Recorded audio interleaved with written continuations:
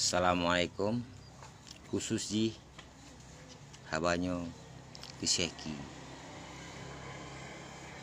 Terima kasih Syekhi yang gak tetap gak. Cuma si pulung kula ke baro ni. Yang baik pegah-pegah hanali MOU nya. Yang jalannya dah tempuh dia nahak dia. Harus penalom.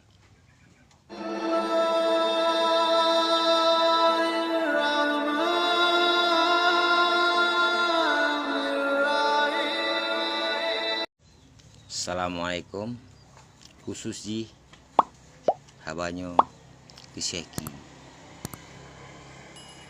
Terima kasih Syekhi yang gak tetap gak. Cuma si pulung kula ke baro ni. Yang baik pegah-pegah hanali MOU nya. Yang jalannya dah tempuh dia nahak dia. Harus penalom. Harus penalom. Bubar dari angkat senjata. Nyan saga yang bubar. GAM tidak pernah bubar. Semua GAM ada dalam hati. Sudah berdamai, ayo kita berdamai. Tapi MOU UPA yang sudah tertuang, jangan katakan tidak ada lagi. Boleh katakan mati, MOU UPA itu sudah mati. Tapi dalam hati GAM itu mati suri. Karena dimatikan oleh orang-orang yang tidak bertanggung jawab. Kami masih hidup. MOU UPA itulah jalan untuk rakyat agar tidak berkelimbang darah. Tuntutlah hak kekhususan Aceh. 1 poin. Itu bukan bisikan jenderal. Pernyataan internasional.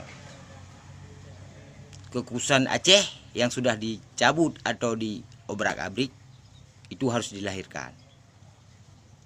Banyak kombatan sekarang bekerja jadi petani, mendodo sawit, sangat patuh terhadap perdamaian. Satu pesan saya untuk beliau masih hidup, Tengku Zulkarnaini. Semoga beliau masih hidup. Ilmu tempur dari beliau masih ada dalam tubuh GAM. Tapi GAM menghargai perdamaian. Masalah senjata semua sudah terpotong. Tapi jangan mengajak kami memegang senjata lagi.